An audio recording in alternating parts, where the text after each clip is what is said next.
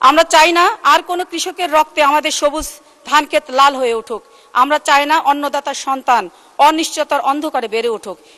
আজ এই মহান সংসদে দাঁড়িয়ে আমি বাংলাদেশের সর্ববৃহৎ এবং অন্যতম প্রাণকেন্দ্র চলনবিল অঞ্চলের লাখ লাখ অবহেলিত শ্রমজীবী মানুষের জীবনের এক চরম সংকটের কথা তুলে ধরছি। বিলটি পাবনা, সিরাজগঞ্জ, নাটোর, রাজশাহীর আংশিক, বগুড়ার আংশিক জেলার মোট 13টি উপজেলার প্রায় 1000 বর্গ কিলোমিটার নিয়ে বেষ্টিত। প্রতি বছর বর্ষা মৌসুমে প্রধান অর্থকরী ফসল বোরো ধান কর্তনে কৃষক এবং চলনবিলের দেশীয় প্রজাতির মিঠা পানির মাছ আহরণে জেলে সম্প্রদায়ের শত শত মানুষ খোলা মাঠে কাজ করেন। স্পিকার, আপনি জানেন চলনবিলের মাঠগুলো মাইলের পর মাইল বিস্তৃত থাকে, সেখানে কোনো গাছপালা থাকে না, আশ্রয় নেওয়ার মতো কোনো ঘরবাড়িও আশেপাশে দেখা যায় না। সাম্প্রতিক বছরগুলোতে দেশে বজ্রপাতের পরিমাণ ভয়াবহভাবে বেড়ে গিয়েছে। বিশেষ করে বোরো ধান কাটার মৌসুমে মাঠের মাঝখানে থাকা কৃষকের নিরাপদ আশ্রয় যাওয়ার জন্য কোনো জায়গাও খুঁজে পাওয়া যায় না। প্রতি বছর চলনবিল অঞ্চলে বজ্রপাতে ঝাঁচড়া হয়ে যাচ্ছে শত শত কৃষকের বুক। কত পরিবার যে তাদের একমাত্র উপার্জনক্ষম মানুষকে হারিয়ে নিঃস্ব হয়ে যাচ্ছে তার কোনো হিসাব নাই। স্পিকার, গত বছরের সরকারি এক পরিসংখ্যানে দেখা গিয়েছে দেশে 3 শতাধিক কৃষক বজ্রপাতে মারা যায়।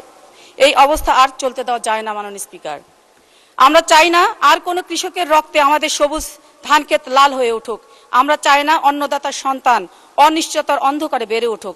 এই আধুনিকায়নের যুগে আমরা এমন একটি বাংলাদেশ গড়তে চাই যেখানে মাঠে কাজ করতে যাওয়া প্রতিটি কৃষক নিরাপদে ঘরে ফিরবে। স্পিকার, একটা প্রবাদ আছে, কৃষক বাঁচলে বাঁচবে দেশ, তবেই হবে সোনার বাংলাদেশ। স্পিকার, তাই আজ এই মহান সংসদের মাধ্যমে আমি মাননীয় দুর্যোগ ব্যবস্থাপনা ও ত্রাণ মন্ত্রীর দৃষ্টি আকর্ষণ করে বিনীত দাবি জানাচ্ছি, চলনবিল অঞ্চলে জরুরি ভিত্তিতে কৃষক শেল্টার বা কৃষক ছাউনি নির্মাণ প্রকল্প গ্রহণ করা হোক।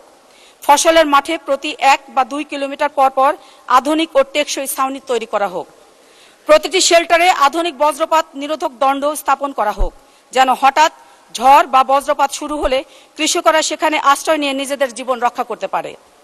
এই শেল্টারগুলোতে যেন কৃষকদের জন্য বিশুদ্ধ খাবার পানি এবং প্রাথমিক চিকিৎসার ন্যূনতম ব্যবস্থাটা থাকে। বিলের ভিতরে ডুবন্ত রাস্তা বা কজওয়েগুলো টেকসইভাবে সংস্কার করা হোক, যাতে কৃষকরা সহজে ফসল ঘরে তুলতে পারে। স্পিকার, আমাদের সংবিধানে নাগরিকদের জীবনের নিরাপত্তার কথা বলা হয়েছে। কৃষকের জীবন রক্ষা করা আমাদের কোনো বিলাসিতা নয়, এটি একটি মৌলিক অধিকার এবং আমাদের রাষ্ট্রের দায়িত্ব। আমি বিশ্বাস করি মাননীয় দুর্যোগ ব্যবস্থাপনা ও ত্রাণ মন্ত্রী মহোদয় চলনবিলের এই মানবিক সংকটটি অনুধাবন করবেন এবং আমলাতান্ত্রিক দীর্ঘসূত্রতা পরিহার করে জরুরি ভিত্তিতে আগামী মৌসুমের আগেই এই প্রকল্প বাস্তবায়নের কার্যকরী পদক্ষেপ গ্রহণ করবেন। চলনবিলের মাঠ আর যেন কৃষকের রক্তে লাল না হয়, আর কোনো মায়ের বুক যেন খালি না হয়। ধন্যবাদ মাননীয় স্পিকার। মাননীয় সদস্য, আপনাকেও ধন্যবাদ। মাননীয় দুর্যোগ ব্যবস্থাপনা ও ত্রাণ মন্ত্রী জনাব আহসান হাবিব দুলু এ বিষয়ে তার সংক্ষিপ্ত বিবৃতি দিবেন। আমি আমার জায়গা থেকে একটু অনুরোধ করব, চলনবিলের পাশে যে 5টা জেলা, এর সাথে নেত্রকোনা, সুনামগঞ্জ,